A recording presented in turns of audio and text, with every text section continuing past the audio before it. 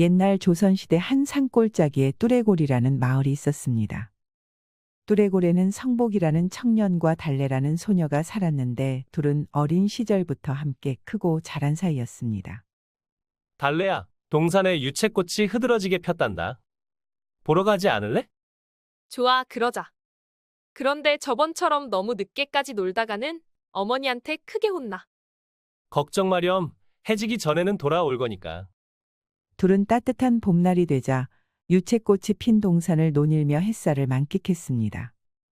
성복이는 꽃등이를 잡거나 길쭉한 막대기를 찾아서 홀로 병정놀이를 했습니다. 달래는 유채꽃을 모아서 팔찌 2개를 만들었죠. 예, 성보가 이건 내 거고 이건 내 거야. 어때? 성복이는 달래의 꽃 팔찌를 받고 한박 웃음을 지으며 진달래 꽃으로 만든 반지를 주었습니다. 사실 병정놀이를 하는 척하며 몰래 꽃반지를 만든 것입니다. 반지를 받은 달래의 얼굴이 활짝 핀 꽃보다 더 화사하게 빛났습니다. 내 이름이 달래니까 진달래 꽃반지가 딱 어울릴 것 같았어. 그게 참말이야? 내가 받아도 되는 거야? 너 주려고 만든 건데 당연하지. 달래는 너무 기뻐서 얼굴을 홍조로 발갛게 물들이고 성복이의 품에 안겼습니다. 성복이는 달래가 품에 안기자 부드럽고 몽골몽골한 기운이 가슴팍을 타고 올라왔습니다. 평소에도 팔이나 손을 붙잡아 끌며 장난치고 놀았는데 오늘은 뭔가 느낌이 달랐죠. 오늘따라 햇살에 비춘 달래의 얼굴이 너무나도 예뻤습니다. 철없이 뛰놀던 소녀가 아니라 한 사람의 여자로 보였습니다. 성복이는 두 눈을 꼭 감은 달래에게 조심스레 입맞춤을 했습니다. 그렇게 둘은 꽃핀 동산에서 풋풋한 사랑을 나눴습니다. 그리고 장차 나이가 차면 결혼하기로 약조까지 했습니다.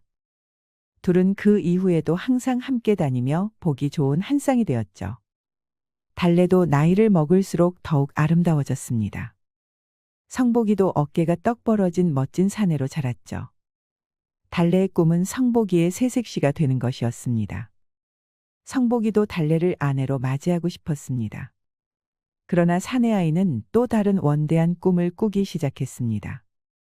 이렇게 쭉 총구석에서 안주하면 결국 소장농이 되거나 머슴이 될 텐데 그렇게 남에게 굽신거리며 살다가 인생을 마감하고 싶지 않았습니다.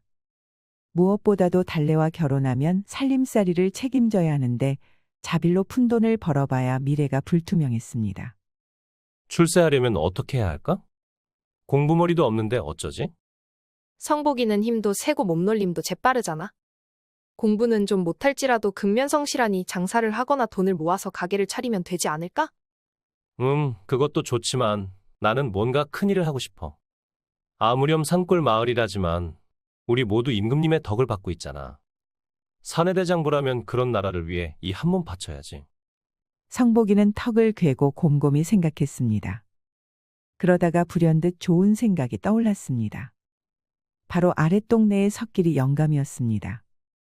석길이 영감은 초로의 노인네였지만 왕년에는 나라를 위해 외적과 싸우는 병사 생활을 했었지요. 그래, 입대하면 나 같은 무식쟁이도 큰일을 할 수 있을 거야. 그게 무슨 소리야? 입대를 한다고? 그러면 죽을 수도 있잖아. 좀 위험하겠지만 그만큼 가치 있는 일 아니겠어? 성복이는 결심을 하고 곧바로 압록강과 두만강 근처 국경수비대로 떠날 채비를 했습니다.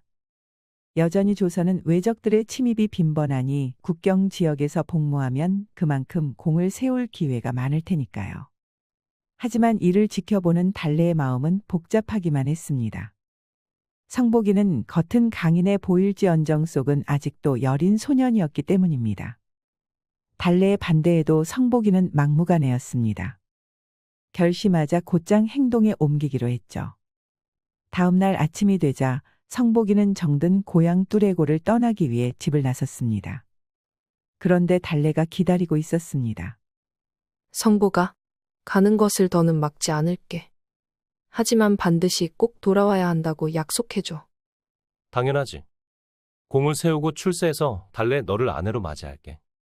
조금만 기다려줘. 성복이는 울먹이는 달래를 힘껏 안아주고 길을 떠났습니다.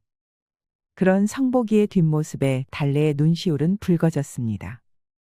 이후 5년이라는 시간이 흘러 청운의 꿈을 품고 떠난 성복이는 바램대로 국경지대에서 외적들과 맞서 싸우며 크고 작은 공을 세웠습니다. 이에 따라 무관 시험을 치르지도 않고도 팔품 승위 부위에 오르게 됩니다. 성복이는 이만하면 달래를 책임지고 살 수 있겠다 싶어 휴가를 쓰고 뚜레골로 귀향했습니다.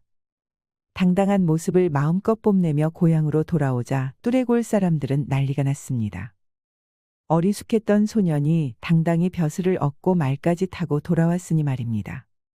성복이는 마을에 돌아오자마자 달래를 찾았습니다. 그러나 달래네 집에는 연로한 부모만 있을 뿐 어딜 봐도 달래가 보이지 않았습니다. 이를 이상하게 여긴 성복이는 달래네 아버지를 붙잡고 물었습니다. 그러자 아버지는 성복이의 물음에 쉽사리 답하지 못하고 우물거리다가 이윽고 눈물을 주르륵 흘리는 것이지 아니겠습니까? 자초지종을 묻자 달래네 아버지는 목 놓아 울음을 터뜨리며 이실직고했습니다. 성복이가 떠나고 나서 몇 년 후 심한 가뭄이 찾아왔습니다.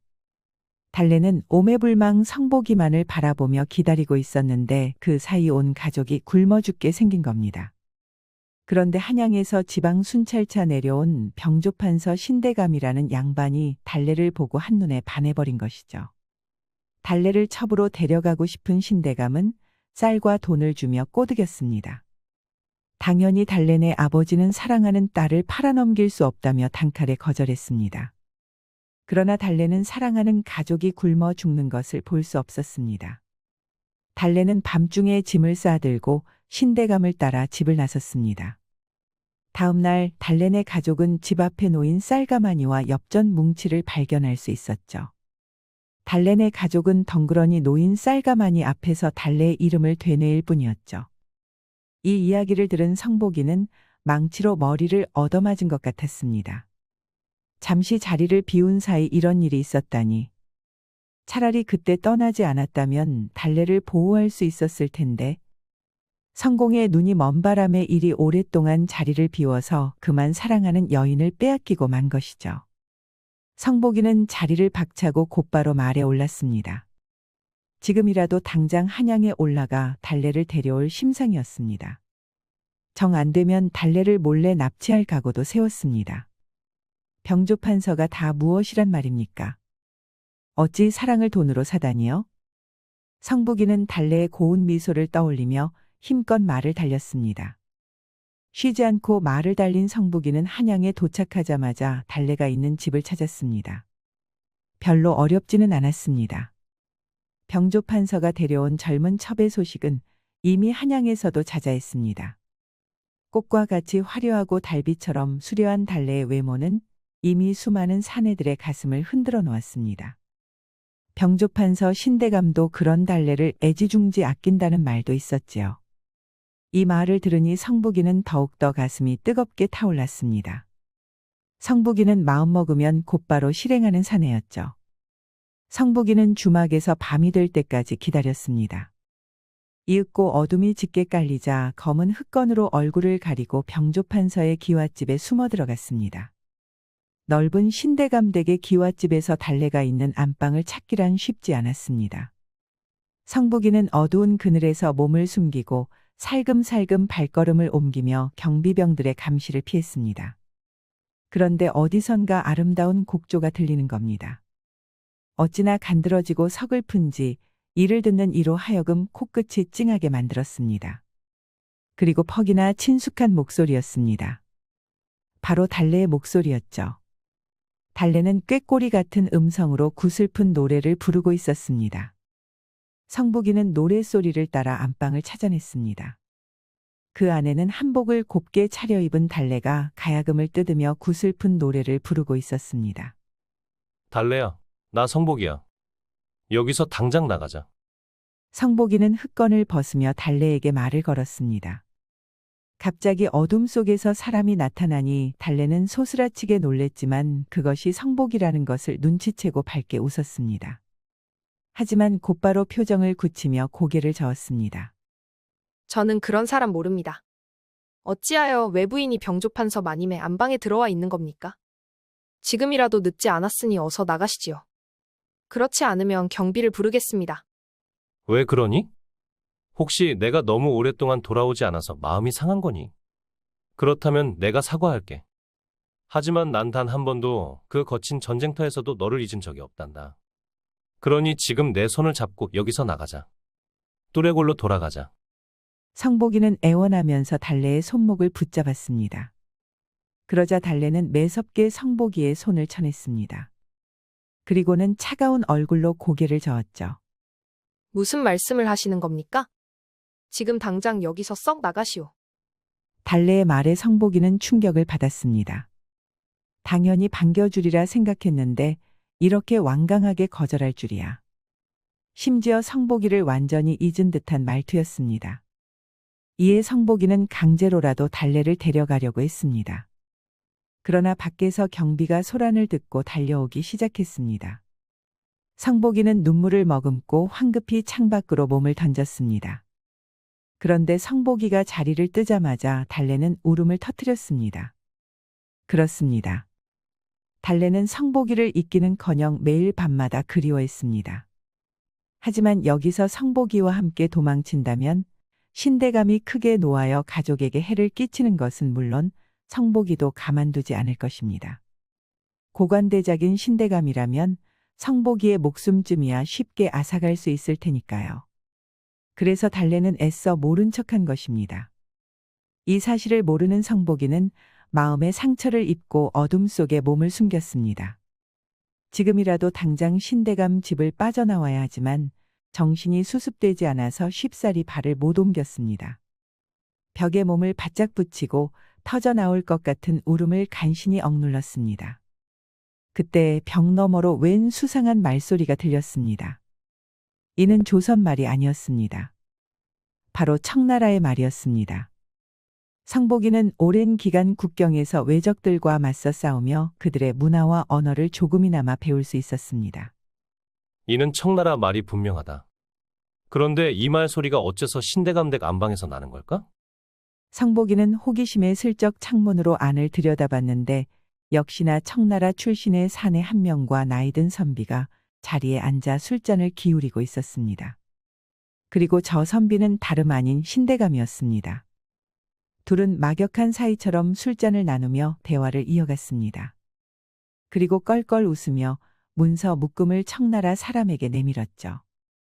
멀리서 잘 보이지 않았지만 문서의 앞에는 조정의 내부 문서를 의미하는 인장이 큼지막하게 박혀 있었습니다. 아주 훌륭하게 일을 해냈구려. 이 정보라면 조선의 군 상황은 우리 부처님 손바닥이오. 아주 힘겹게 빼온 정보요. 그러니 값을 아주 넉넉히 쳐주시오. 조만간 사신이 방문하여 그대의 공을 치하할 것이오. 그러니 잔치나 크게 준비하시오. 이럴 수가. 병조판서 신대감은 청나라 밀정과 내통하는 첩자였던 것입니다. 성복이는 깜짝 놀라서 그만 큰 소리를 내고 말았습니다. 청나라 밀정과 신대감도 그 소리를 듣고 말았죠. 이윽고 경비병들이 몰려오기 시작했습니다. 앞서 성복이가 달래의 방에서 소란을 만든 탓도 있었습니다. 결국 성복이는 경비병들에게 붙잡히고 말았지요. 수상한 침입자를 잡은 신대감은 단칼에 성복이를 죽이려고 들었습니다. 대감님, 이만하면 충분하지 않습니까? 상처가 너무 깊습니다. 동양 친구가 그저 제가 보고 싶어서 찾아왔을 뿐이에요. 목숨만은 살려주셔요. 그러나 그때 달래가 달라붙어 신대감에게 애원했습니다. 성복이는 동양 사람으로 그저 동네 친구가 그리워서 찾아온 어리숙한 사람일 뿐이라고 말했습니다. 신대감은 그런 달래의 애원을 듣고 성복이를 죽이는 대신 흠씬 두들겨서 광에 가두는 것으로 마무리했습니다. 멍투성이로 더러운 광에 갇힌 성복이는 정신을 잃고 쓰러져 있었습니다. 그리고 한참을 정신을 잃고 있었는데 불현 누군가가 성복이를 부드럽게 쓰다듬는 것입니다. 눈을 떠보니 이는 달래였습니다. 달래는 커다란 눈에서 눈물을 뚝뚝 흘리며 성복이를 일으켜 세웠습니다. 그리고 지금 당장 여기서 도망쳐야 한다며 몰래 성복이를 풀어주었습니다. 성복이는 다친 몸보다 매국노 신대감 곁에 달래를 내버려 두고 떠나야 한다는 사실이 더 마음 아팠습니다. 꼭 다시 구하러 올게, 달래야. 조금만 기다려줘. 성복이는 그렇게 신대감 댁에서 무사히 빠져나올 수 있었습니다. 하지만 매국노 신대감을 어떻게 처벌하고 달래를 무사히 구출할 수 있을지는 답이 없었습니다. 이를 관아에 신고한다 해도 달래의 본적은 신대감의 첩, 그렇다면 영모죄로 신대감과 같이 싸잡혀서 벌을 받을 것이 분명했습니다. 우선 달래를 무사히 빼내고 신대감을 관아에 넘겨야 했습니다. 이는 도저히 혼자서 해낼 수 없는 임무였죠. 그때 성복이는 군에서 함께 생사고락을 함께했던 동료가 떠올랐습니다. 그중 몇몇은 한양에서 살고 있다고 했던 것도 생각났지요. 바로 춘삼이와 칠석이었습니다. 성복이는 다친 몸을 이끌고 낮이 되자마자 춘삼이와 칠석이를 찾았습니다.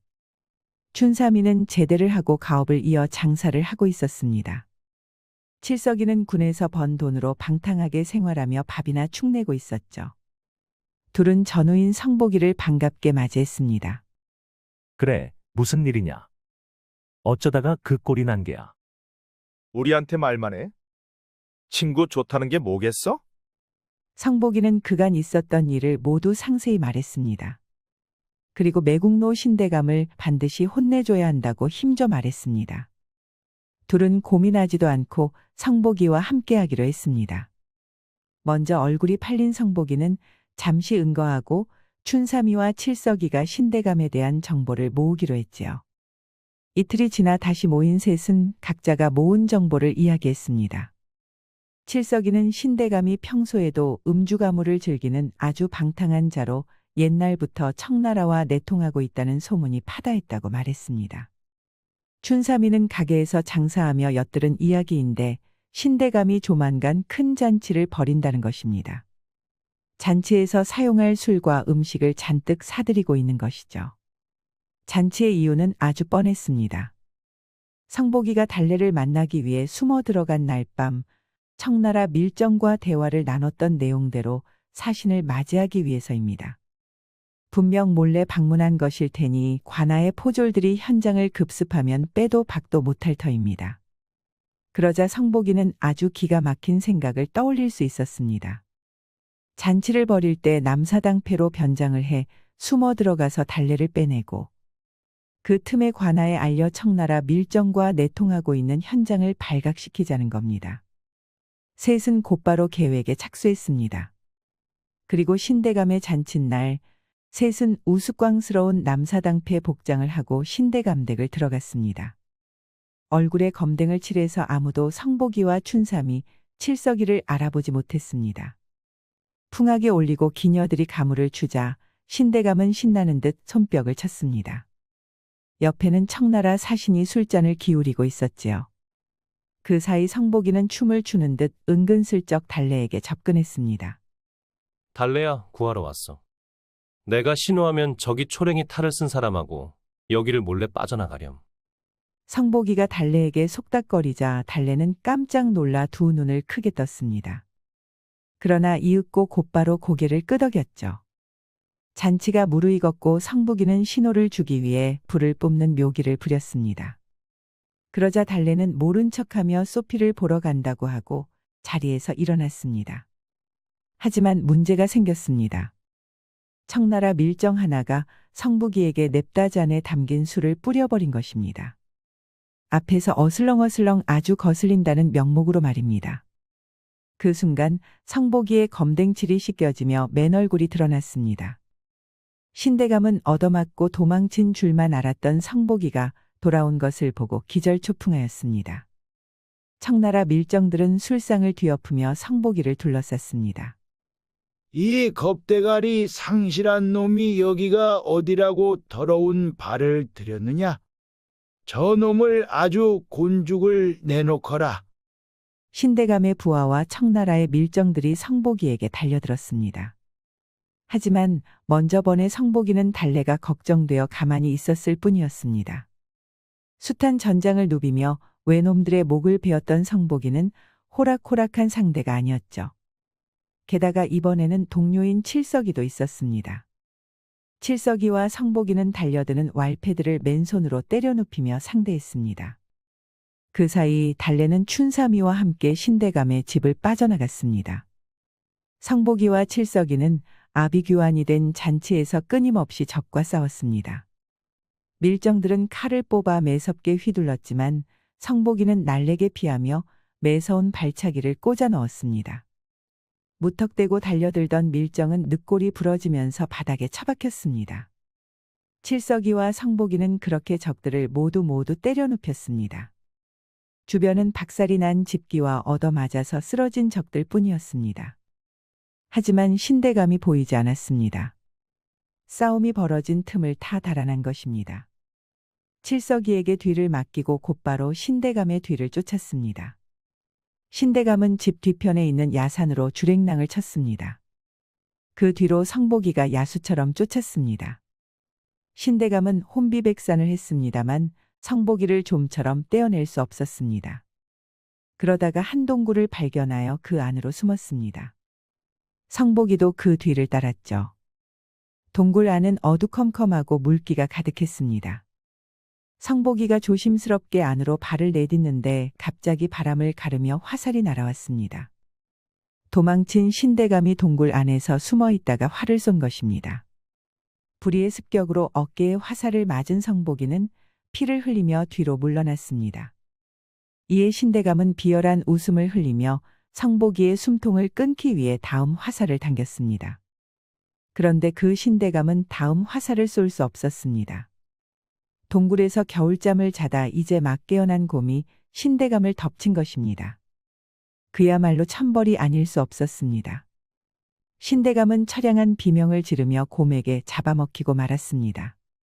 성복이는 신대감의 최후를 마지막까지 지켜보고 동굴을 빠져나와 다시 돌아올 수 있었습니다. 이미 포졸들이 엉망이 된 신대감의 집을 에워싸고 있는 상황이었지요.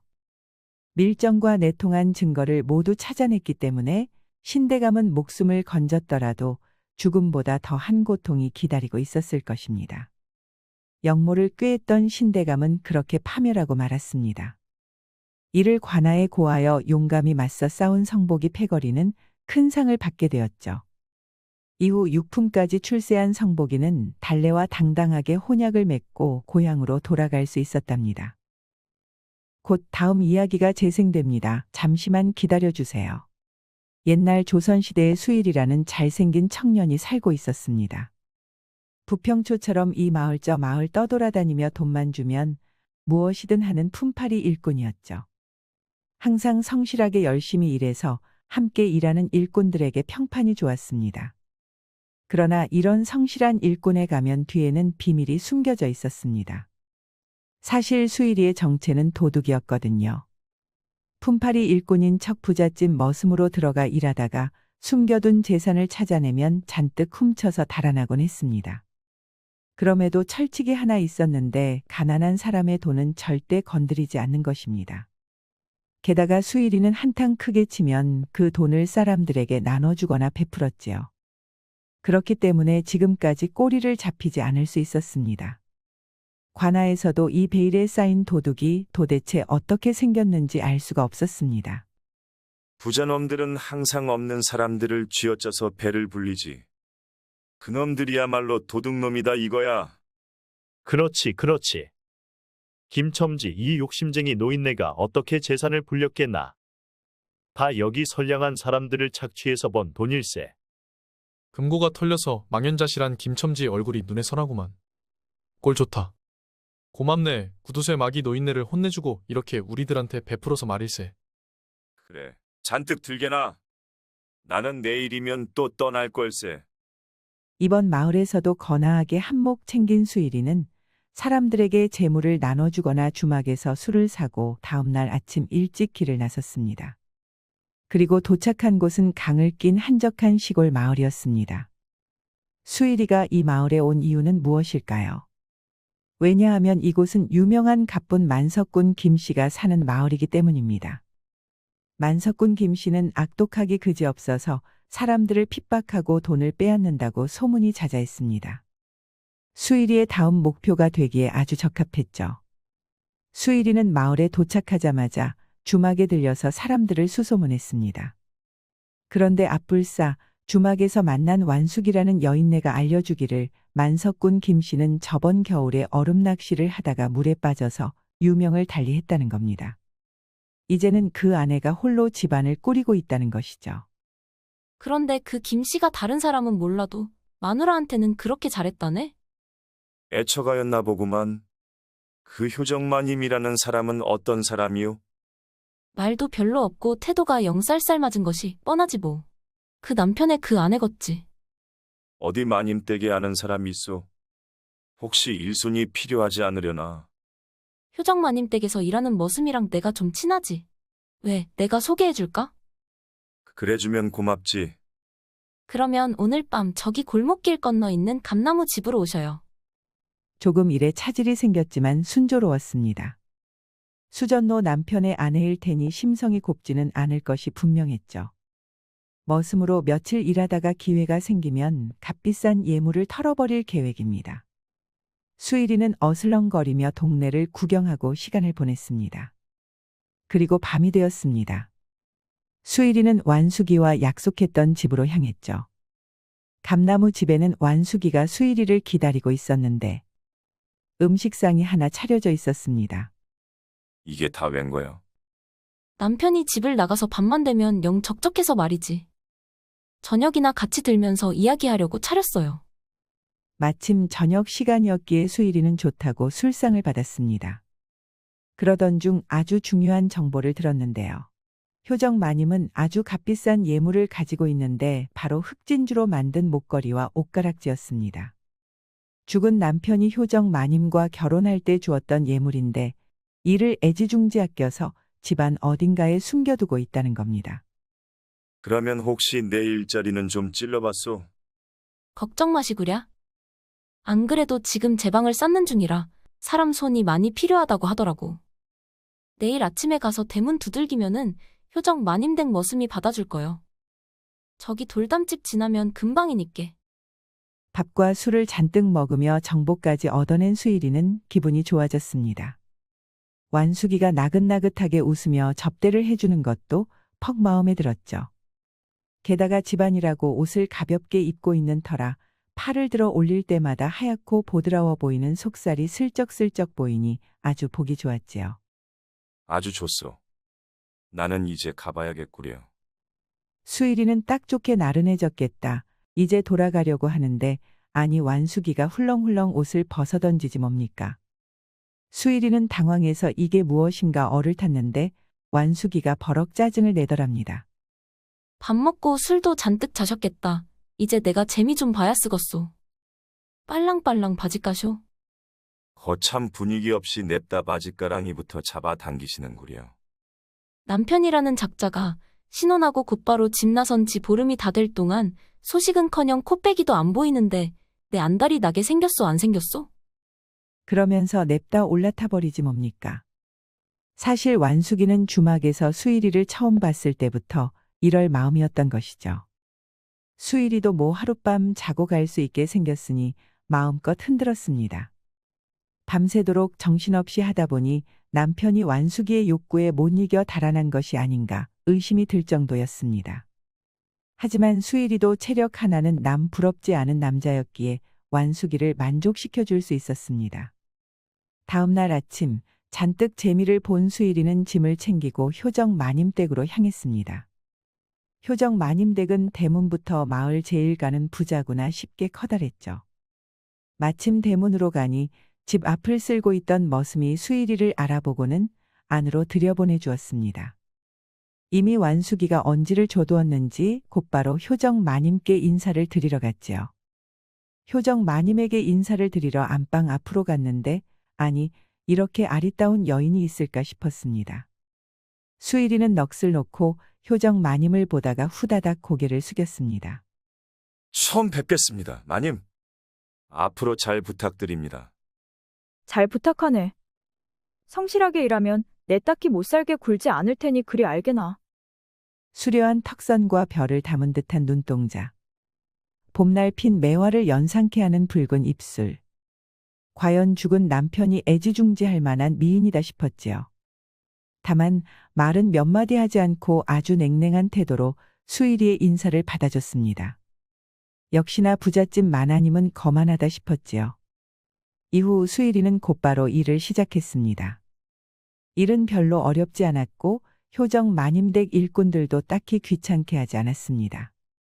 그런데 이상한 점은 효정 마님도 나와서 일꾼들의 일손을 돕는 겁니다. 얼굴만 보면 손에 물 한 번 안 묻혀본 양가집 교수 같은데 하는 짓은 천상 일꾼이 따로 없었습니다. 다만 워낙 인상이 차갑고 부침성이 없어서 다들 좀 불편해하는 눈치였습니다. 그래도 군말 없이 흙을 퍼나르고 무거운 자루를 함께 옮겼습니다. 힘뒀다 어디에 쓸 셈인가? 크고 굵은 팔뚝 둬서 어디에 쓰려고 아껴? 후딱후딱 움직이게.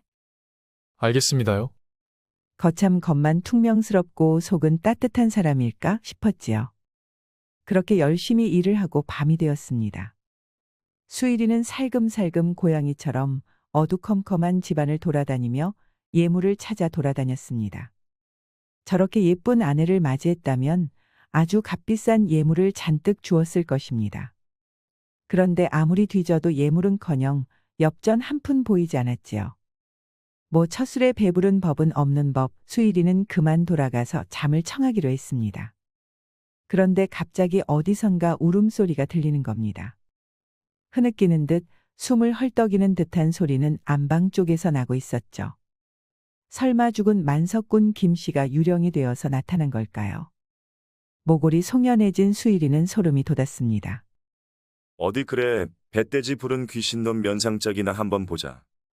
하지만 수일이는 고개를 휘젓고 소리가 나는 방향으로 살금살금 다가갔습니다.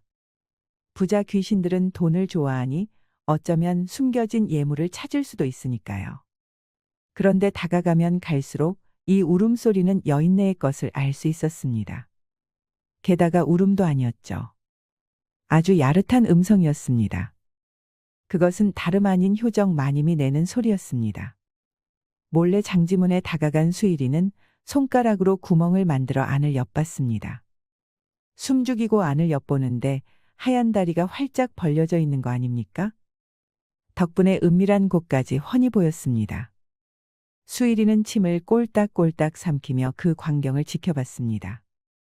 이제 보니 혼자서 재미를 보고 있는 것이었죠. 이 야심한 밤의 아리따운 마님의 모습을 보고 있자니 아주 환장할 노릇이었습니다. 신음은 끊어질 듯 말 듯 애가 타듯 울렸습니다. 왜 이렇게 빨리 먼저 가버린 거요? 아, 그립소, 그리워. 효정 마님은 한창인 나이에 남편을 잃어서 매일 밤이 외로웠습니다. 그 탓에 이렇게 풀리지 않는 욕구를 나홀로 해결하려느라 애를 쓰고 있던 것입니다. 이를 마지막까지 지켜보던 수일이는 좋은 구경한 셈치고 다시 방으로 돌아가 잠을 청했습니다. 하지만 효정 마님의 얼굴이 아른거려서 도저히 쉽게 잠들지 못했지요. 뜬 눈으로 밤을 지새운 수일이는 다음날 아침이 되어서 효정 마님의 얼굴을 제대로 보지 못했습니다. 보기만 해도 아랫도리에 힘이 빡 들어가서 걷는 것조차 힘들었습니다. 이러다가는 사고치겠다 싶은 수일이는 더욱 열심히 일했습니다. 하지만 머릿속에는 효정 마님에 대한 생각으로만 가득했지요. 그 도자기처럼 하얀 속살과 아리따운 굴곡이라니. 그렇게 몇 날 며칠 예물을 훔치기는커녕 효정 마님의 생각만 하게 되었습니다. 밤만 되면 안방 장지문의 구멍으로 효정 마님이 홀로 일을 치르는 것을 구경했습니다. 그러던 어느 날 효정 마님이 수일이를 불렀습니다. 무슨 일로 부르셨습니까요? 자네가 일을 아주 빠릿하게 한다고 칭찬이 자자하다. 맞느냐? 아무렴요. 일하러 왔으면 일을 제대로 해야 하는 성미인지라 그렇습니다요. 좋다. 그러면 저작거리에 나가서 초를 좀 사야 하는데 내가 짐을 들어줘야겠다. 수일이는 아리따운 효정 마님과 둘이 나갈 수 있어서 아주 기분이 좋았습니다. 그렇게 효정 마님을 대동하고 양초집에 들렸습니다. 그런데 초를 계산하는데 이 초쟁이가 금액을 사기치는 것 아닙니까? 초가 엽전 30냥이라니? 내가 요저번까지만 해도 옆마을에 있었는데 좋기 20냥이면 충분했소. 뭐 내가 계산을 좀 실수했나 보구려. 사과의 의미로 더 얹어 줄 테니 너무 화내지 마시오. 초쟁이는 눈치 빠른 수일이의 지적에 머쓱해하며 금방 말을 바꿨습니다. 이런 모습의 효정 마님은 수일이가 퍽이나 든든하게 느껴졌지요.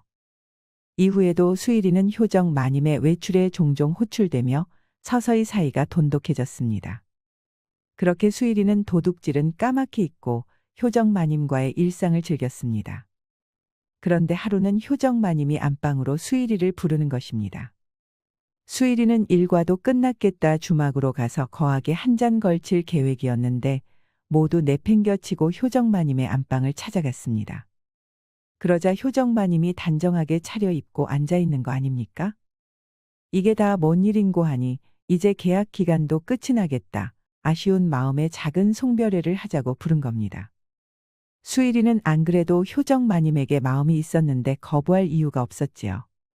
쌍수를 들고 환영하며 냅다 자리에 앉았습니다. 술상에는 고기 산적이니 전이니 아주 맛나는 것들이 차려져 있었지요. 심지어 수일이가 좋아하는 청주도 한 병 있었습니다. 여기 한 잔 받고 내 잔에도 술 좀 따라보게. 제가 마님 덕에 팔자에도 없는 호강을 누립니다. 그런 말 말게. 요즘에는 일꾼들이 뺀질뺀질 내빼기나 하지. 자네처럼 성실하게 일하는 품팔이는 처음 봤네. 둘은 사이좋게 술을 주고받으며 도란도란 이야기를 나눴습니다. 그리고 술이 좀 들어가자 효정 마님은 돌연 눈물을 주르륵 흘리는 겁니다. 남편이 먼저 돌연 세상을 떠나고 여인네 몸으로 홀로 이 큰 집을 지키려니 너무 힘드네.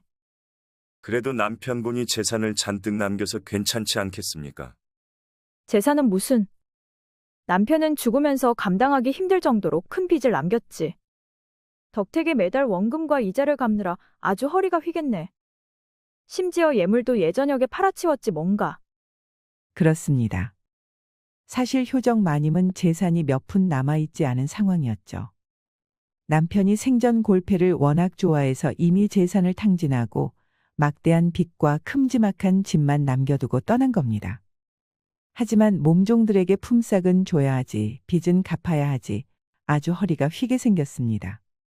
매일 밤 남자는 그립지, 생활비는 충당해야 하지 걱정도 이만저만이 아니었습니다. 효정 마님은 그렇게 한참을 푸념을 하더니 수일이의 허벅지에 손을 쓱 올렸습니다. 그래도 자네가 와줘서 일손이 많이 덜어졌지 뭔가. 고맙네.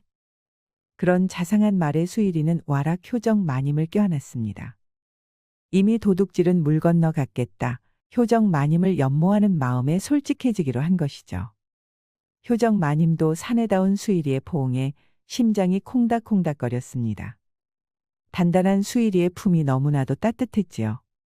매일 밤 외로움에 사무쳤던 밤이 모두 옛일처럼 여겨질 정도로 아련한 포옹이었습니다.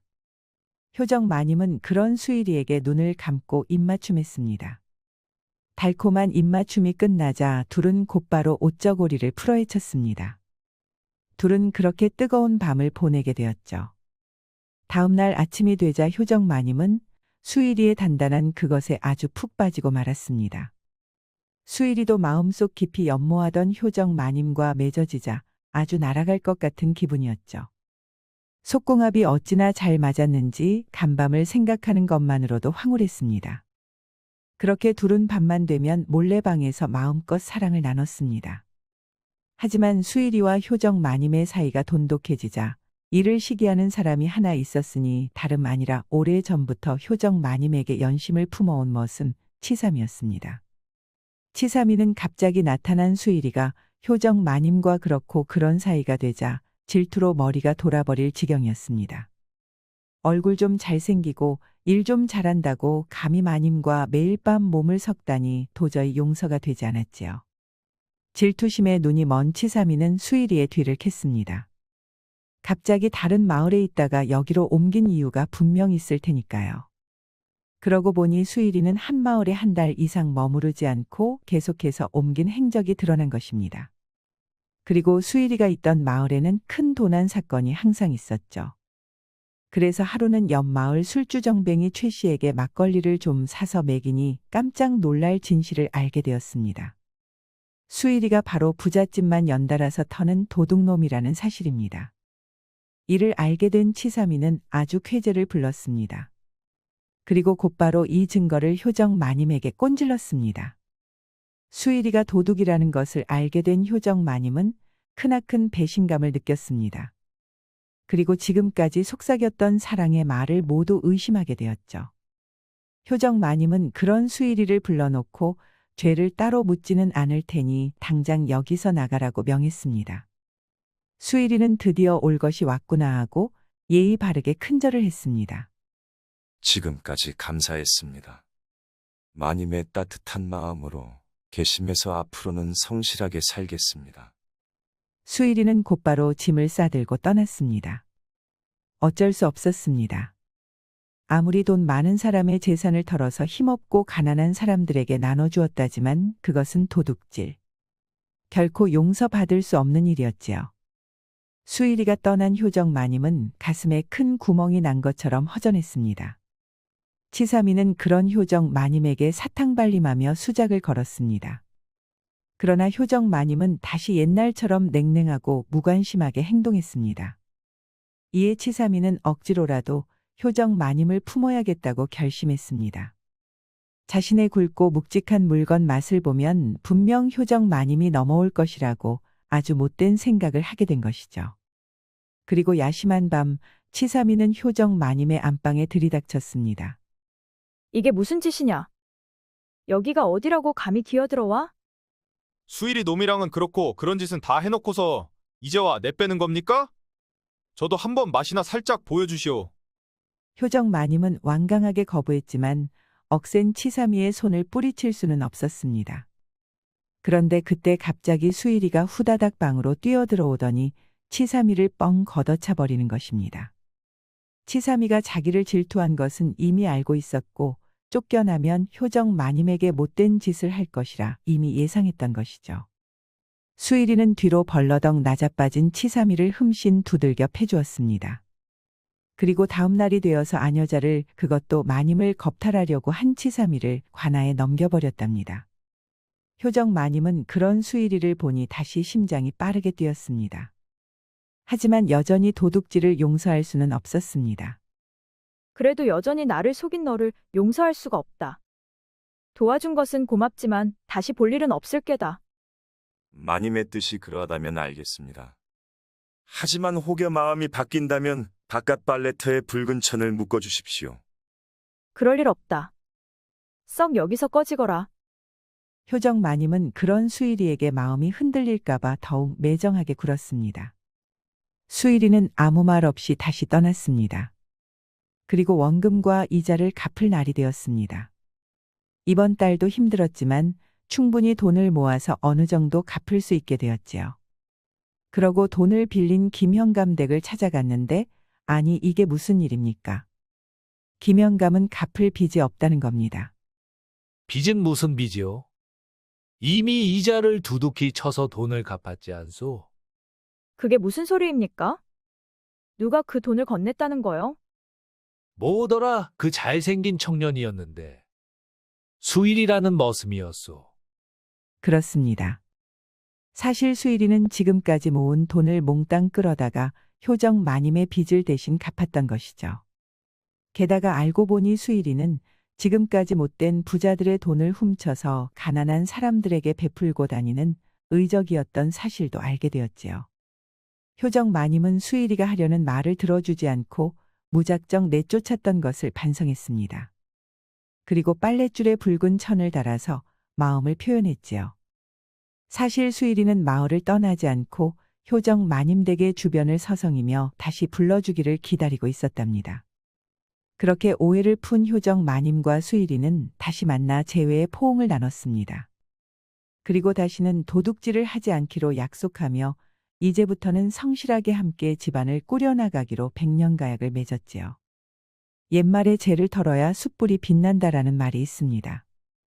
수일이는 비록 나쁜 일을 했지만 진정한 가치를 알아봐주는 효정 마님을 만나 개과천선할 수 있었지요. 우리도 한번 나쁜 길로 빠질 수 있겠지만 이를 반성하면 행복한 삶을 살 수 있겠습니다. 곧 다음 이야기가 재생됩니다. 잠시만 기다려주세요. 옛날 한마을에 이지연이라는 아리따운 여인이 살고 있었습니다. 지연아 씨는 배과수원을 관리하는 최장원 댁의 무남동녀로 사랑을 듬뿍 받으며 자랐습니다. 어머니는 지원 아씨를 낳다가 돌아가셨기 때문에 아버지인 최장원이 특히나 애지중지하였습니다.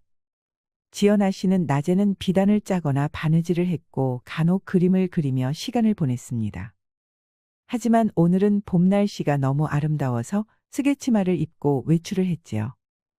시종들과 근처 동산을 돌아다니며 봄 햇살과 꽃 구경을 즐겼습니다.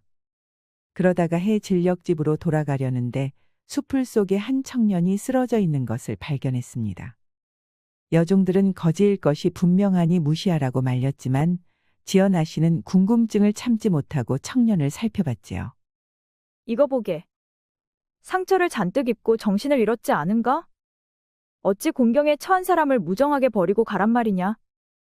아씨, 그러다가 엄한 녀석이면 어쩌시려고 그럽니까? 남의 일에는 참견하지 않는 것이 상책입니다. 이렇게 내버려 두면 이 청년은 분명 죽을 것이다. 그래놓고 발 뻗고 잠이나 잘 수 있겠느냐? 책임은 내가 질 터이니 어서 들쳐매거라.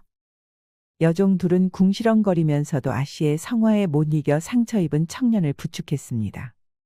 청년은 크고 작은 상처가 잔뜩 있었는데 옮겨지는데도 정신을 제대로 차리지 못했습니다. 지연아 씨는 청년을 데려와 상처를 치료하고 씻겨서 사랑채에 눕혀놓았습니다. 최장원은 그런 딸의 고운 심성에 기특했지만 동시에 조금 걱정이 되었지요. 아무렴 어디서 잔뜩 고른 거지를 주워왔으니 말입니다. 청년은 얼마 안 있어 정신을 차렸습니다. 그리고 목숨을 구해준 지연 아씨에게 넙죽 엎드리며 절했습니다. 청년의 이름은 옆마을 춘돌이로 매우 불행한 사고를 당한 청년이었습니다. 큰 불이 났었는데 그때 집이 화마에 휩싸여 재산이 깡그리 다 타버리고 부모도 돌아가시고 말았다는 겁니다. 빈털터리가 된 춘돌이는 굶주림에 못 이겨 산을 돌아다니며 먹을 거리를 찾다가 절벽에서 발을 헛디뎌 사고를 당한 것입니다. 아씨와 대감님 아니었으면 저는 꼼짝없이 죽었을 것입니다. 이 은혜를 어떻게 갚아야 할지 모르겠습니다. 아닐세. 사람 된 도리로 어찌 공경에 빠진 사람을 버리고 갈 수 있겠나? 제발 부탁이니 은혜를 갚을 수 있게 해주십시오. 최장원은 춘돌이의 깍듯한 태도에 감명을 받았습니다. 게다가 깨끗이 씻기고 보니 외모도 멀끔하니 체격도 튼튼하여 아주 건실한 청년으로 보였지요. 최장원은 잠시 고심하는데 지연이가 그런 아버지의 귀에 작게 속삭였습니다. 마침 머슴 하나가 최근 사고로 다리가 부러져서 일을 못하게 되었는데 일손이 부족하지 않냐고 말입니다. 최장원은 딸의 속삭임에 빙긋 미소를 지었습니다. 그래도 이 청년이 도리를 아는구만. 그래, 그러면 내가 여기서 과수원을 하는데 마침 일손이 부족하네. 아직 상처가 낫지 않았으니 조금 더 쉬고 완전히 낫게 되면 이를 도와주게. 내 품삯은 못 챙겨줘도 먹을 거나 잘 곳은 제공해주겠네. 아니, 괜찮습니다. 때거리는 제가 알아서 구하고 잘 곳은 창고면 족합니다. 이 이상 은혜를 얻을 수 없습니다요. 그러다가 상처가 덧나려면 어찌하려고 하나? 군소리 말고 사랑채에서 지내시지요. 그래도 춘돌이는 한사코 그럴 수 없다며 헛간에서 생활하겠다고 고집을 피웠습니다. 최장원은 그런 춘돌이가 썩 마음에 들었지요. 그렇게 춘돌이는 최장원 댁의 헛간에 자리를 펴고 머물며 일을 시작했습니다. 춘돌이는 성실한 청년이었습니다. 상처가 채 낫기도 전에 아침 일찍 일어나 마당과 대문 앞을 쓸고 과수원 일을 했습니다. 처음에는 깡말라 있어서 금방 지쳤지만 건강을 회복하고 나서부터는 머슴 셋의 일을 춘돌이 혼자 할 정도로 아주 날아다녔습니다. 그러고 어느덧 가을 수확기, 작년과 비교도 되지 않을 정도로 풍년을 맞아서 큼지막한 배가 주렁주렁 달렸습니다. 과육도 즙을 잔뜩 품고 있어서 반으로 가르면 과즙 물이 줄줄 흘러나왔습니다. 최장원 입장에서는 딸이 복덩이를 주워온 것이나 다름없었지요. 은혜를 베푸니 그대로 되돌아온 것이 아닌가 싶었습니다. 지연아 씨도 건강하게 회복한 춘돌이가 열심히 일하는 모습을 보니 뿌듯했습니다. 그렇게 평화로운 나날이 이어졌는데요. 하루는 머슴들이 집 처마 밑에 달린 벌집을 제거하느라 아우성이었습니다. 그냥 꿀벌도 아닌 큼지막한 말벌집이었습니다. 덩치가 산만한 머슴들도 겁에 질려서 차마 말벌집 가까이 다가가지도 못하고 있었습니다. 그러다가 실수로 머슴 하나가 벌집을 건드리는데 성난 벌들이 마구 튀어나오지 뭡니까? 심지어 말벌들은 정자에 앉아있는 지연 아씨에게 달려들었습니다. 지연 아씨는 비명을 지르며 혼비백산했는데 이를 가만 놔두면 큰일이 나게 생겼습니다. 이를 본 춘돌이는 얼른 물에 젖은 소미불을 가져와 지연 아씨에게 뒤집어 씌웠습니다. 소미불에 감싸인 지연 아씨는 괜찮았지만 이를 품에 안은 춘돌이는 말벌에게 잔뜩 쏘이고 말았습니다. 하지만 춘돌이는 아픔을 참고 지연 아씨를 빈 장독대에 숨기고 샘터에 뛰어들어 목숨을 건졌지요. 그럼에도 춘돌이는 머리부터 발끝까지 말벌에 쏘여 퉁퉁 붓고 말았습니다. 벌독이 어찌나 심한지 심한 고열에 시달려야 했지요. 지연 아씨는 자기를 위해 위험을 무릅쓴 춘돌이가 너무나도 고마웠고 동시에 마음이 아팠습니다. 이 미련한 거사. 말벌한테 일이 쏘이면 자칫하면 죽을 수도 있다. 어찌 그런 위험한 짓을 한 게냐? 이미 한번 죽은 목숨을 아씨가 구해주셨지 않았습니까? 저는 아씨를 위해서라면 죽어도 상관없습니다. 춘돌이의 말에 지연 아씨는 눈물을 흘렸습니다. 매일같이 곁을 지키며 춘돌이를 정성껏 보살폈지요. 늦은 밤이 되자 열이 펄펄 끓어올랐습니다. 지연 아씨는 그런 춘돌이의 몸을 깨끗이 닦고 고약을 발라주었습니다. 그런데 군살 없이 튼튼한 춘돌이의 몸을 보고 있자니 자기도 모르게 얼굴이 붉어졌습니다. 한 번도 남정네의 몸을 본 적이 없었기 때문에 부끄러웠지만 꼭 참고 약을 발랐지요. 손끝에 닿는 춘돌이의 몸은 야생마처럼 튼튼하고 근육질이었습니다. 춘돌이는 고열에 시달려 정신을 잃었지만 아랫도리는 정신이 번쩍 들어 있었지요. 어쩜 말보다 큰 것이 껄떡거리니 차마 시선을 떼기 힘들었습니다. 게다가 달군 쇠처럼 뜨거웠습니다. 춘돌이는 잠결에 느껴지는 손길에 지연 아씨를 그만 와라 껴안았습니다. 발라의 남성이 갑자기 껴안으면 기분이 상할 법한데 기분이 나쁘기는커녕 오히려 심장이 빠르게 뛰며 온몸이 뜨거워지는 겁니다. 지연 아씨는 그런 춘돌이에게 조심스레 입맞춤했습니다. 다음 날 아침이 되어 눈이 뜬 춘돌이 곁에 홀딱 벗고 누운 지연 아씨를 발견했습니다.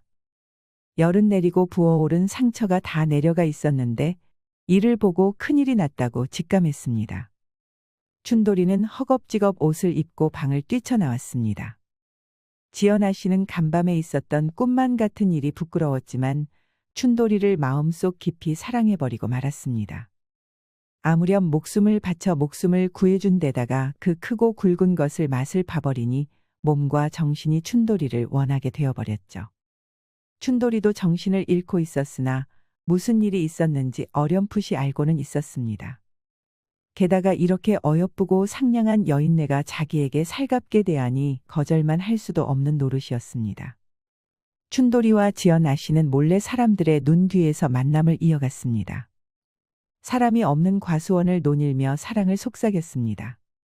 아씨, 제가 평생 곁을 지키겠습니다. 영원히 내 곁에 있어줘야 해, 알겠지? 물론입니다. 저는 이제 영원히 아씨의 것입니다. 그러나 결국 큰일이 생기고 말았습니다.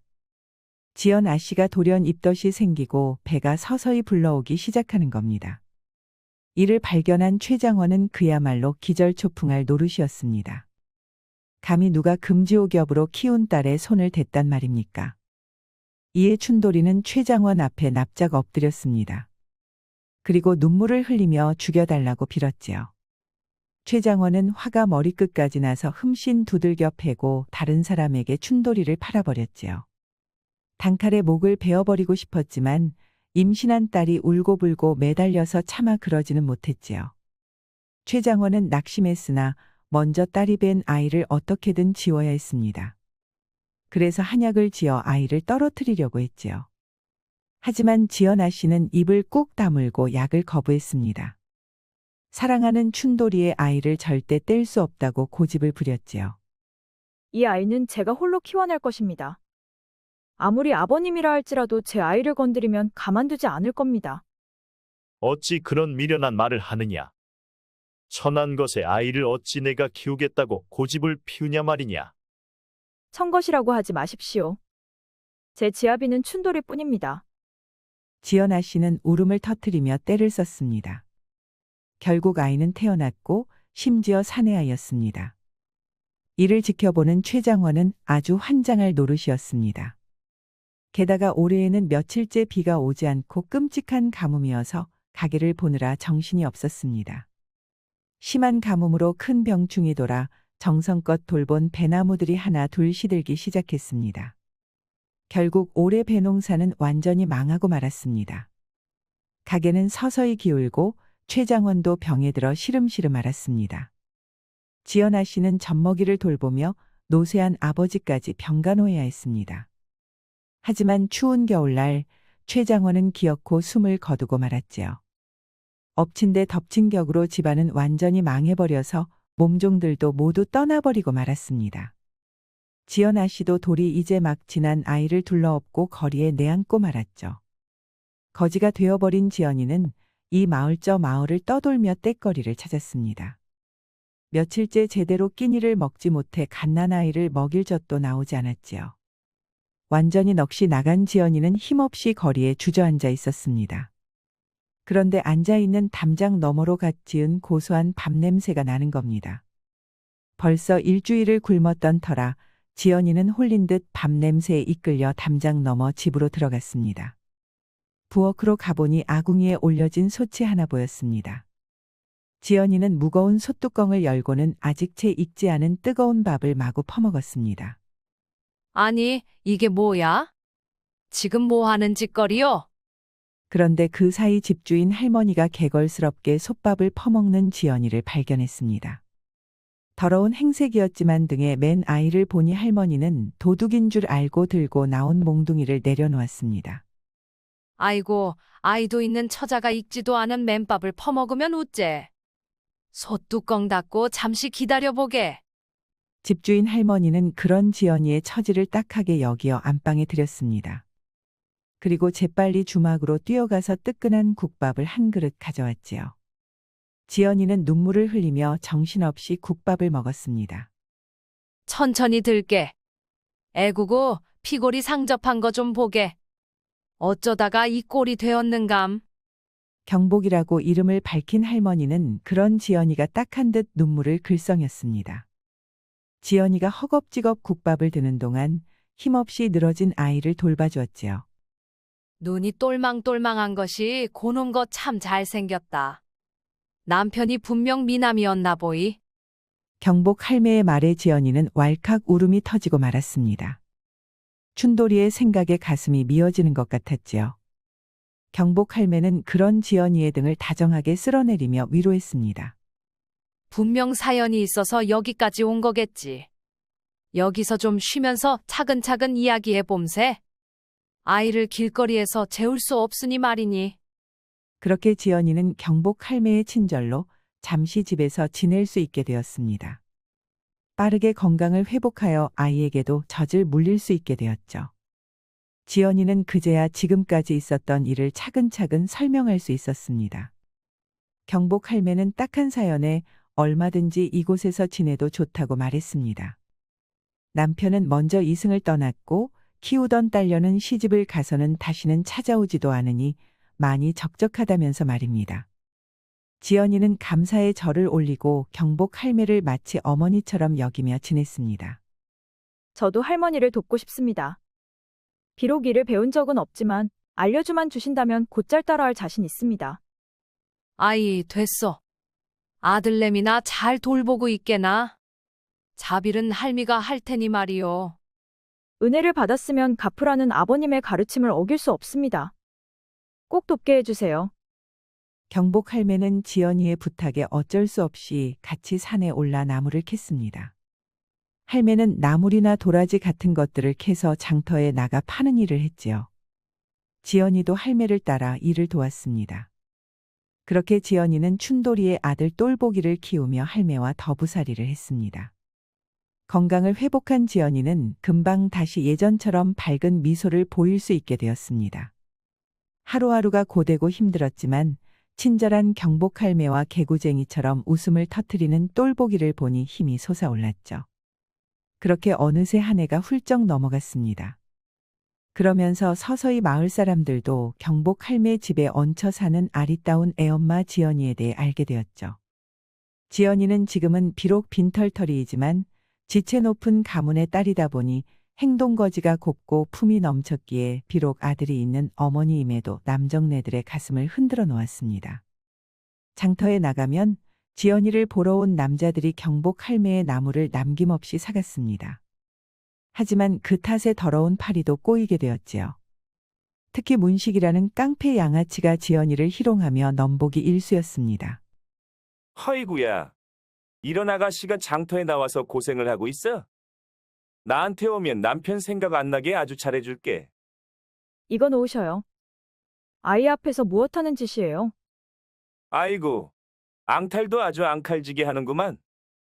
그러니 더 귀여운데?